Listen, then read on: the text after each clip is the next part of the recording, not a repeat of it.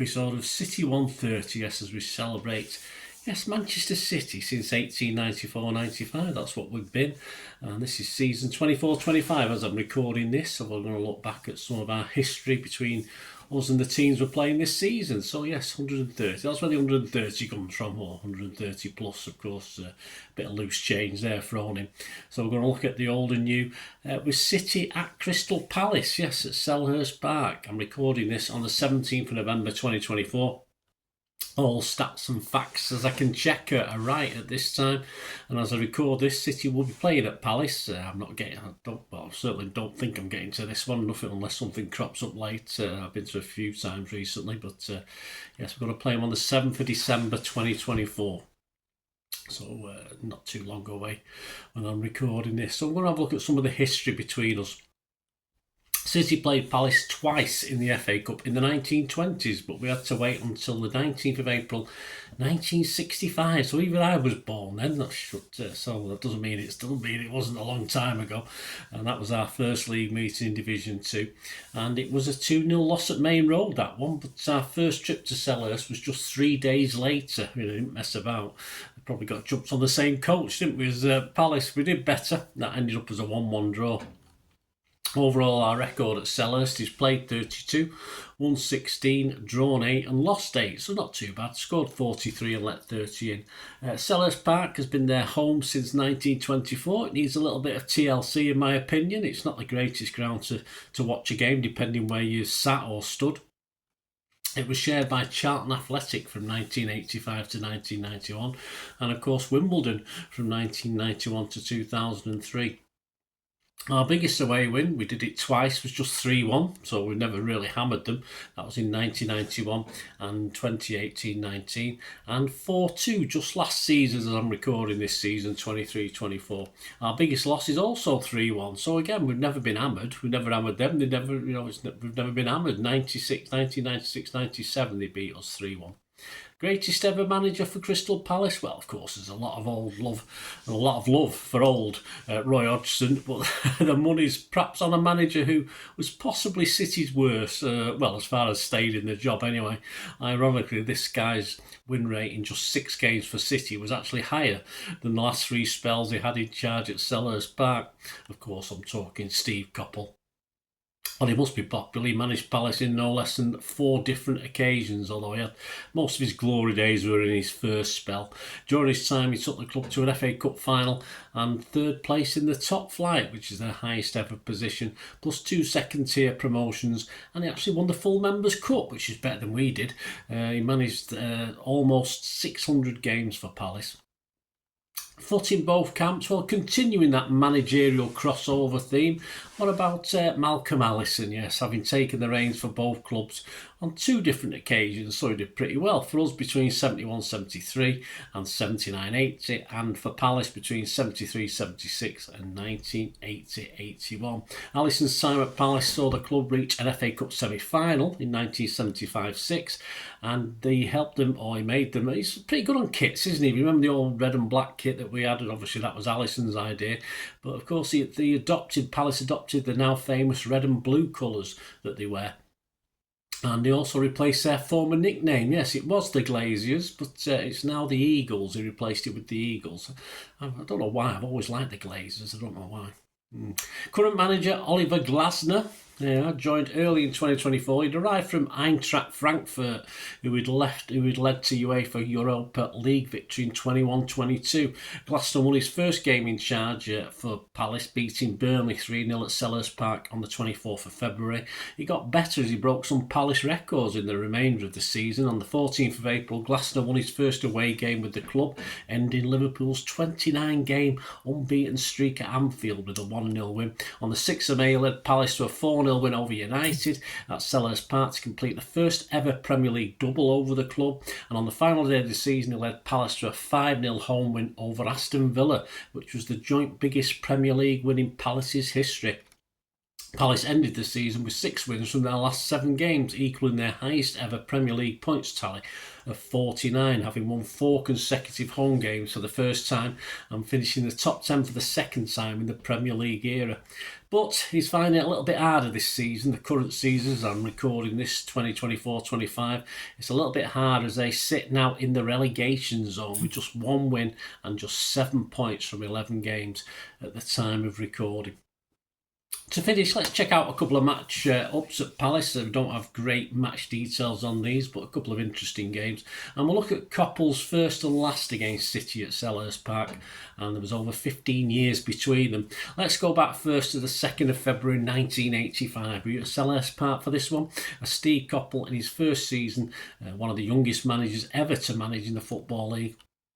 It was a Division 2 match-up. City had beaten Palace 2-1 at Main Road the previous September, and this takes us to the 2nd of February 1985. It ended Crystal Palace 1, City 2. The attendance, not the biggest, 7,668.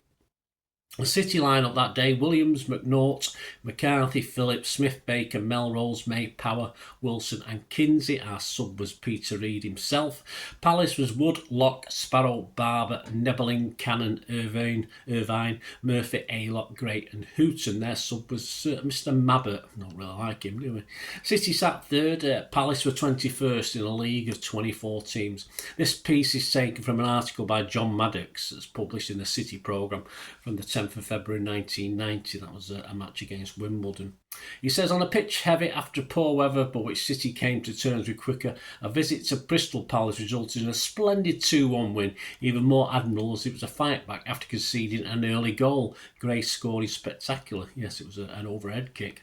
After a 14th minute corner, then the Blues rolled up their sleeves and the inspirational Phillips took charge as he prompted many a City attack, leading by example as he rammed home an equaliser. Yeah, I think we'd been behind for just 11 minutes at that stage.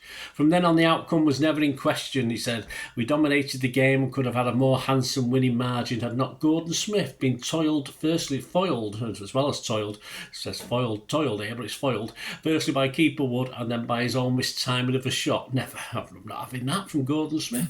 As it was, we had to settle for just one more goal. Wilson dispossessing Locke and racing upfield to beat Wood for the winner. Yeah, that was after 58 minutes. City finished as we were that season in 3rd place, not enough of course for promotion, and Palace improved and finished 15th. So let's leap forward for our last look at a game, and we're going to leap forward to the new millennium and 4th of March 2000. Yep, the world hadn't ended at the previous new year as we'd all been threatened. It ended Crystal Palace 1, City 1. This is the Nationwide League Division 1. A bit of a bigger crowd this time. We were there at this one, 21,052. The City lineup was Weaver, Edgell, Granville, Vikings, Jobson, Jeff Whitley, Pollock, Tiato, Kennedy, Peacock and Taylor. Our subs: Dickoff, Wright, Phillips, he came on, Horlock, Grant and Wright. That was unused as well, so only Shawnee came on in this one. Palace team: Digby, Austin, Zeal, Lingen, Cole, Carlisle, Mullins, Roger, McKenzie, Forsell, Morrison. Their subs: Woosley, Rizzo, Martin, Hankin and Matoni. I don't remember too many of those actually.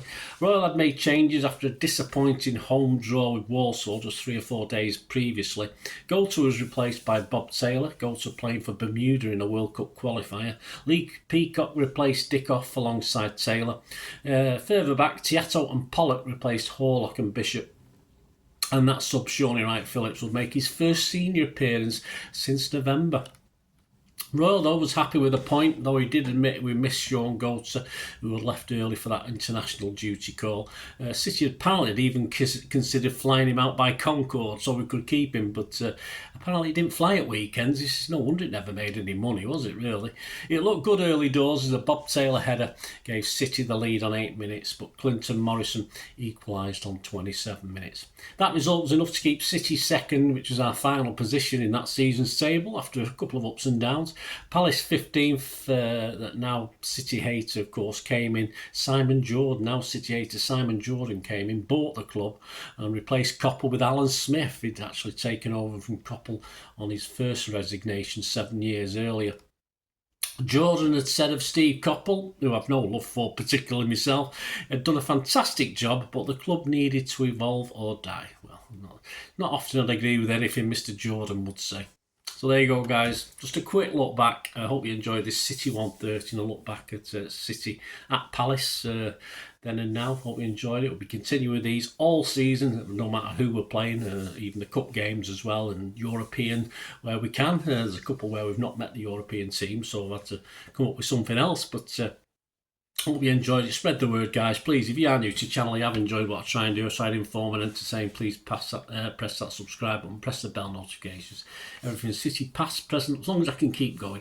So jump on board, enjoy, watch, read, look at all the history stuff and the current stuff as well.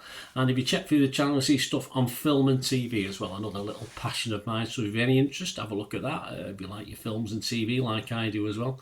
Or if you know someone who might be interested in that, who perhaps isn't interested in the football side, please give them a kick in my direction. And I'm always after any help and support for the channel. Just watching a couple of ads helps out the channel, or if you want to sponsor or become a member with certain little things you get for being a member as well, guys. It's always appreciated, just 99p a month. But for further information, just please stay tuned.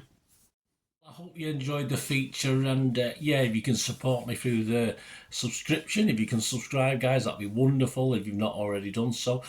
We do actually have memberships at the moment, just 99p a month, so you get access to all my City stuff, including all the history vlogs, dozens and dozens not been published yet that you get immediate access to, and every time I do a edit and do a vlog, you get immediate access to it as well. So you can have a copy of scripts as well if you want any hard copy of the sort of things I do on matches and teams and managers and players, etc, etc. So if you can join the membership, that'd be wonderful. We do have sponsors at the moment. P6505 are our current sponsor. They have a little eBay shop, so if you check in the comments section, there's a link there to the shop. They sell movie posters from the 90s and 2000s. They sell DVDs, some classic Hollywood movies, some classic foreign language ones.